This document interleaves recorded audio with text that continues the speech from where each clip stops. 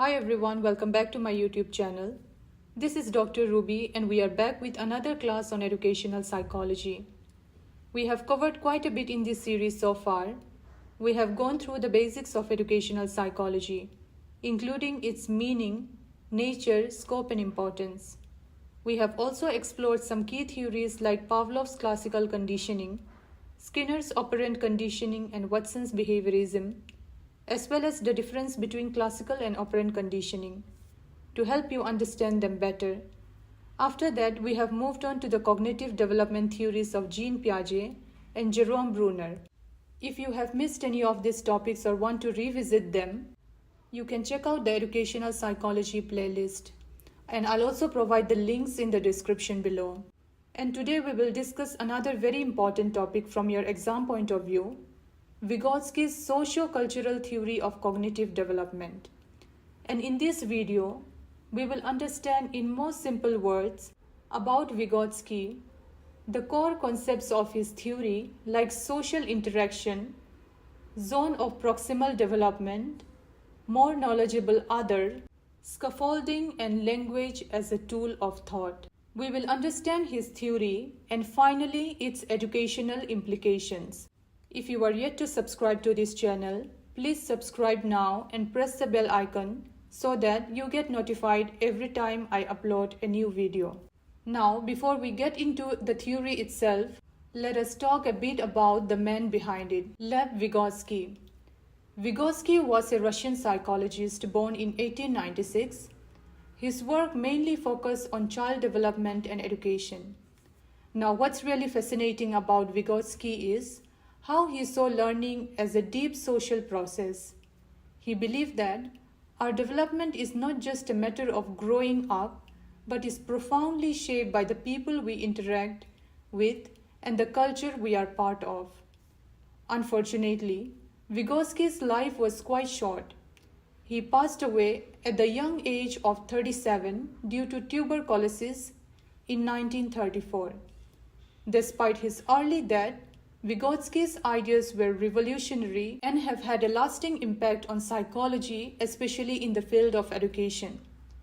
His work wasn't widely recognized until later, but today, his theory is considered one of the most influential in understanding how children learn and think. Now, let us understand the core concepts that are fundamental to Vygotsky's sociocultural theory.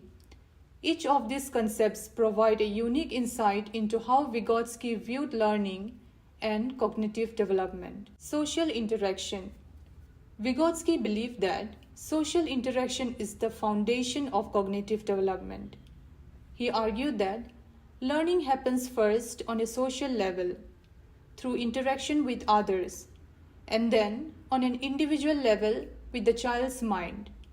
This means children learn best when they engage with their peers, parents, teachers, or other people around them. Next, zone of proximal development, the ZPD. The ZPD is the difference between what a learner can do without help and what they can achieve with guidance and encouragement from a skilled person. For example, a child might be able to solve simple puzzle on their own, but needs help from a parent or teacher for more complex ones. The assistance they receive falls within their ZPD. The next core concept he has given is the more knowledgeable other, MKO. The MKO is someone who has more knowledge or skills than the learner. This person could be a teacher, a parent, a peer, or even a computer program. The MKO helps guide the learner through the ZPD to gain new knowledge and skills. Next, scaffolding. Scaffolding refers to the support given to a child that is tailored to their needs and gradually withdrawn as they become more competent. For example, when teaching a child to read, the teacher might initially read alongside the child, then let the child read with help, and eventually encourage the child to read independently. Next, language as a tool of thought.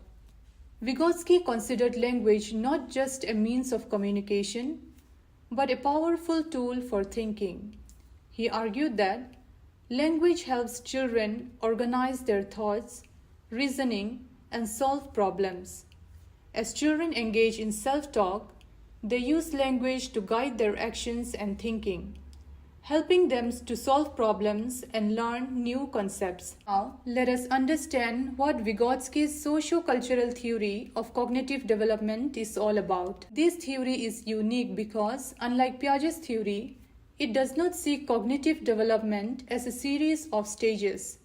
Instead, Vygotsky emphasized that development is a continuous process that happens through social interaction and the cultural tools provided by society. This theory states that cognitive development is fundamentally a social process. It occurs through social interactions with others, particularly with those who are more knowledgeable. Vygotsky believed that children learn better when they are actively engaged with peers, teachers, or parents, rather than learning in isolation. This interaction allows children to internalize the skills and knowledge shared with them, making social context crucial for learning. The ZPD, which we have discussed, is a central concept in Vygotsky's theory. It refers to the range of tasks that a child can perform with the help of a more knowledgeable other, MKO, but cannot yet accomplish on their own. The idea is that learning occurs most effectively when instruction is given within this zone. Vygotsky suggested that learning should be aimed at the ZPD level so that the child is challenged but not overwhelmed.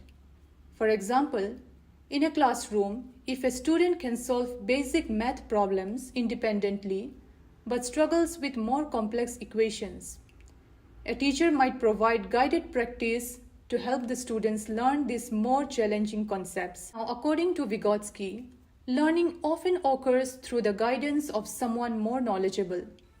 This MKO could be a teacher, a peer, or even a digital tool that provides information or scaffolding. The MKO's role is to provide the appropriate support, feedback, and guidance to help the learner progress. For example, in a classroom, a teacher might first demonstrate a concept, then provide practical opportunities, and later facilitate peer learning where students teach each other. In educational settings, scaffolding involves breaking down complex information into smaller, more manageable parts, providing hints or cues, modeling a task, or asking guiding questions.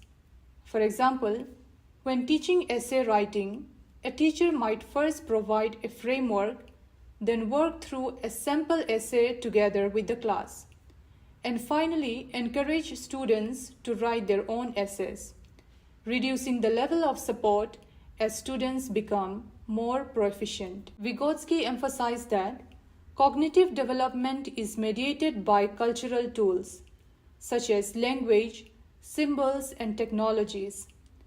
These tools are passed down from generation to generation and are essential for learning.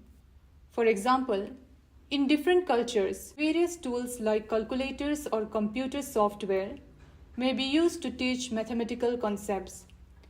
These cultural tools help children learn how to think and solve problems in culturally specific ways. Vygotsky also believed that language is a primary tool for cognitive development.